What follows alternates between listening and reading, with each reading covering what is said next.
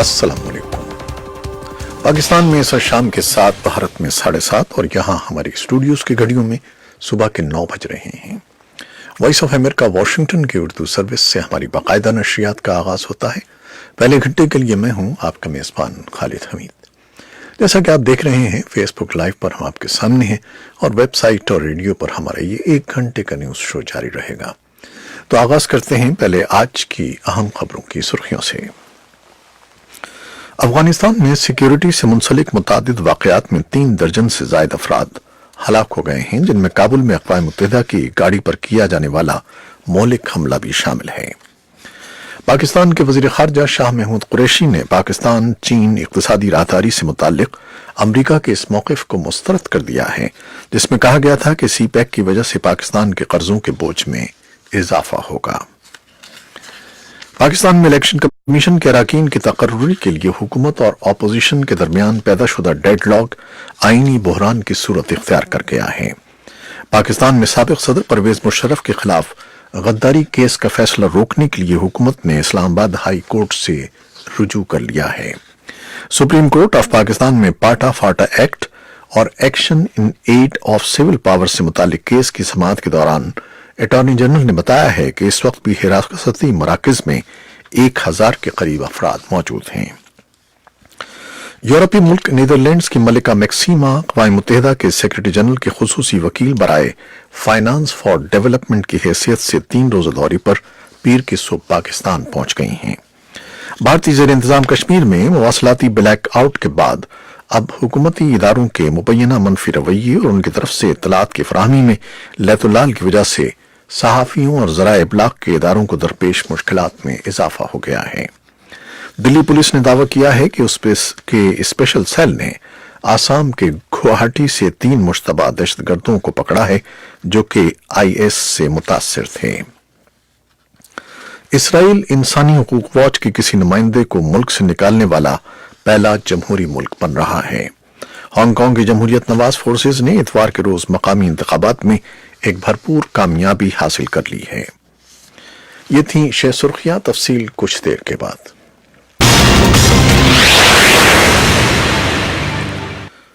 افغانستان میں سیکیورٹی سے منسلک متعدد واقعات میں 3 درجن سے زائد افراد ہلاک ہو گئے ہیں، جن میں کابل میں اقوام متحدہ کی ایک گاڑی پر کیا جانے والا مہلک حملہ بھی شامل ہے۔ عہدیداروں نے بتایا ہے کہ ہلاک ہونے والوں میں کئی عام شہری بھی شامل ہیں۔ اقوام متحدہ نے اپنے ایک بیان میں حملے کی مذمت کرتے ہوئے متاثرہ خاندانوں سے اظہار افسوس کیا ہے۔ اپنے بیان میں اقوام متحدہ نے افغان حکام سے اپیل کی ہے کہ حملے کی تحقیقات کی جائے اور ملزمان کو انصاف کے کٹہرے میں لایا جائے۔ افغان عہدیداروں نے اتوار کے روز بتایا کہ رات گئے وسطی صوبے داکندی میں سیکیورٹی فورسز کی ایک چوکی پر جنگجو طالبان کے حملے میں 8 فوجی ہلاک اور 4 زخمی ہو گئے۔ سینئر صوبائی عہدیداروں نے دعویٰ کیا ہے کہ اس لڑائی میں کم از کم 20 حملہ آور بھی مارے گئے، تاہم طالبان نے اس دعوے کو مسترد کیا ہے۔ ایک اور واقعے میں مغربی صوبے فرح میں ڈاکٹروں اور رہائشیوں نے بتایا ہے کہ ایک فضائی حملے میں کم از کم 9 عام شہری ہلاک اور کئی زخمی ہو گئے ہیں۔ کابل میں وزارت داخلہ کے ترجمان نصرت رحیمی نے بتایا ہے کہ کابل کے مکروریان علاقے میں اقوام متحدہ کی ایک گاڑی پر ایک ہینڈ گرینیڈ پھینکا گیا، جس کی زد میں آ کر ایک غیر ملکی شخص ہلاک اور 5 افراد زخمی ہو گئے۔ ترجمان نے مزید کوئی تفصیل نہیں بتائی، لیکن مقامی میڈیا کا کہنا ہے کہ ہلاکتوں میں اضافہ ہو سکتا ہے۔ پاکستان کے وزیر خارجہ شاہ محمود قریشی نے پاکستان چین اقتصادی راہداری سے متعلق امریکہ کے اس موقف کو مسترد کر دیا ہے، جس میں کہا گیا تھا کہ سی پیک کی وجہ سے پاکستان کے قرضوں کے بوجھ میں اضافہ ہوگا۔ انہوں نے ملتان میڈیا کے نمائندوں سے گفتگو کرتے ہوئے کہا کہ یہ کہنا درست نہیں ہے کہ سی پیک کی وجہ سے ہمارے قرضوں کے بوجھ میں اضافہ ہوگا۔ جنوبی اور وسط ایشیائی امور سے متعلق امریکہ کی معاون سیکریٹری ایلس ویلز نے دارالحکومت واشنگٹن کے ایک تھنک ٹینک ولسن سینٹر میں ایک تقریب کے دوران کہا تھا کہ سی پیک کے لیے چین سے لیے گئے قرضوں سے پاکستان کی مشکلات میں اضافہ ہوگا، کیونکہ چین اپنے معاہدوں کی شرائط خفیہ رکھتا ہے۔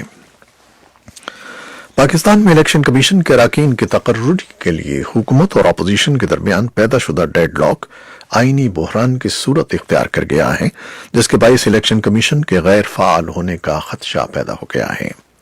इलेक्शन कमीशन के 2 अरकान की तकर्री लगभग 1 साल से इल्तिवा का शिकार है और अब चीफ इलेक्शन कमिश्नर की 5 साल आईनी मुद्दत 6 दिसंबर को खत्म होने जा रही है। इस ज़िम्न में chief election commissioner justice retired सरदार रजा खान ने नए चीफ इलेक्शन कमिश्नर की तैनाती के लिए सेक्रेटरी पार्लिमानी उमूर को खत भी लिखा है। पाकिस्तान में साबिक सदर परवेज मुशर्रफ के खिलाफ गद्दारी केस का फैसला रोकने के लिए हुकूमत ने इस्लामाबाद हाई कोर्ट से रुजू कर लिया है। अदालत ने केस कल समाअत के लिए मुकर्रर कर दिया। दायर पिटीशन में हुकूमत का कहना है कि खुसूसी अदालत की तश्कील ही दुरुस्त नहीं हुई है। हुकूमत का कहना है कि साबिक सदर परवेज मुशर्रफ को सफाई का मौका मिलने तक खुसूसी अदालत को कार्रवाई से रोका जाए। सुप्रीम कोर्ट ऑफ पाकिस्तान में पाटा फाटा एक्ट और action in aid of civil power से मुतालिक केस की समाअत के दौरान अटॉर्नी जनरल ने बताया कि इस वक्त भी हिरासती मराकज में 1000 के करीब अफराद मौजूद हैं। दौरान अटॉर्नी जनरल ने बताया कि मुल्क के खिलाफ सरगर्मियों पर किसी को भी गैर मुअय्यना मुद्दत के लिए हिरासत में रखा जा सकता है, जिस पर जस्टिस फाइज ईसा ने कहा कि इस तरह तो किसी को भी मुल्क मुखालिफ सरगर्मियों का इल्जाम लगाकर गैर मुअय्यना मुद्दत तक हिरासत में रखा जाएगा। इस बारे में एक तफसीली रिपोर्ट कुछ देर में आपके लिए पेश करेंगे। यूरोपीय मुल्क नीदरलैंड्स की मलिका मैक्सिमा अक़वाम मुत्तहिदा के सेक्रेटरी जनरल के खुसूसी वकील बराए फाइनेंस फॉर डेवलपमेंट की हैसियत से 3 रोजा दौरे पर पीर को पाकिस्तान पहुंच गई हैं। पाकिस्तान के खबरकारी खबरसां इदारे एसोसिएटेड प्रेस ऑफ पाकिस्तान की रिपोर्ट के मुताबिक मलिका मैक्सिमा स्टेट बैंक के मंसूबे माइक्रो पेमेंट गेटवे की इफ्तिताही तकरीब समेत कई इजलासों में शिरकत करेंगी। भारतीय ज़ेर इंतजाम कश्मीर में मुवासलाती ब्लैक आउट के बाद अब हुकूमती इदारों के मुबैना मरहूम रवैये और उनकी तरफ से इत्तलात की फराहमी लैतुलाल की वजह से सहाफ़ियों और ज़राए इब्लाग के इदारों को दरपेश मुश्किलात में इजाफा हो गया है। इसके साथ ही हुकूमत की तरफ से आज़ाद और गैर जानिबदार सहाफ़ियों को अलग थलग करने की भी कोशिशें की जा रही हैं। और दिल्ली पुलिस ने दावा किया है कि उसके स्पेशल सेल ने आसाम के गुवाहाटी से 3 मुश्तबा दहशतगर्दों को पकड़ा है जो कि IS से मुतासिर थे। उसका यह भी कहना है कि 3 अफराद का यह गिरोह पहले आसाम में और फिर दारुल हुकूमत दिल्ली में दहशतगर्दाना वारदातें अंजाम देने का मंसूबा बना रहा था। इन खबरों की तफसील भी कुछ देर में आपके लिए पेश की जाएगी। इसराइल इंसानी हुकूक वॉच के किसी नुमाइंदे को मुल्क से निकालने वाला पहला जमहूरी मुल्क बन रहा है। इसराइल और फलस्तीन से मुतालिक ह्यूमन राइट्स वॉच के डायरेक्टर उमर शाकिर को पीर के रोज मुल्क छोड़ना होगा। इससे कबल गुज़श्ता हफ्ते मुल्क की आला तरीन अदालत ने उन्हें मुल्क से निकालने के एक हुकूमती फैसले पर नजरसानी की दरख्वास्त मुस्तरद कर दी थी। हांगकांग की जमहूरियत नवाज फोर्सेस ने इतवार के रोज मकामी इंतखाबात में भरपूर कामयाबी हासिल कर ली है। पब्लिक ब्रॉडकास्टर RTHK का कहना है कि हिज़्ब इख्तिलाफ के उम्मीदवारों ने मुकाबले की निशस्तों में लगभग 90% जीत ली हैं। अगरचे बुनियादी तौर पर यह अलामती है, ताहम ये वोटिंग बीजिंग के लिए एक हैरान कुन तंबीह है। चीन के सूबे सिंकियांग में बीजिंग ने हजारों उइगुर और दीगर अक़लियती मुसलमानों को मुबैना तौर पर हिरासती मराकज में कैद रखा हुआ है, जिन्हें चीनी हुक्काम तरबियती मराकज करार देते हैं। इतवार को दुनिया भर के 17 ज़राए इब्लाग के बड़े इदारों ने सहाफ़ियों की एक तंजीम international consortium of investigative journalist की जमा की गई कुछ दस्तावेजात को शाया किया है। मशरक़ी अवामी जमहूरिया कांगो के शहर बेनी ने नाराज रिहायशियों ने पीर के रोज टाउन हॉल को आग लगा दी। इससे पहले मुश्तबा बागियों ने 8 अफराद को हलाक किया था। इस वाक़े से मुतासर रिहायशी इसके बाद बेनी के मुज़फ़्फ़ात में अक़वाम मुत्तहिदा के अमन क़याम के मिशन की तरफ चले गए। अमरीका के वज़ीर दिफ़ा मार्क एस्पर ने इराक में तैनात नेवी ऑफिसर के तनाज़े पर नेवी चीफ रिचर्ड स्पेंसर को ओहदे से हटा दिया है। अमरीकी नेवी सेलर को दाइश के 17 साल निहत्ती कैदी को कत्ल करने और उसकी लाश के साथ तस्वीर बनाने के मुकदमे का सामना था। एक अमरीकी विफाकी जज पीर के रोज ऐवान की अदलिया कमेटी की तरफ से दायर किए जाने वाले मुकदमे में फैसला सुनाने वाले हैं, जिसमें व्हाइट हाउस के साबिक कौंसल डॉन मैकेहन को मजबूर किया जा रहा है कि सदर डोनाल्ड ट्रंप के मुआवजे की समाअत में बयान दें। अमरीकी डिस्ट्रिक्ट कोर्ट की जज केतानजी ब्राउन जैक्सन का कहना था कि पीर के रोज दिन के इख्तिताम तक वो अपना फैसला जारी करेंगी।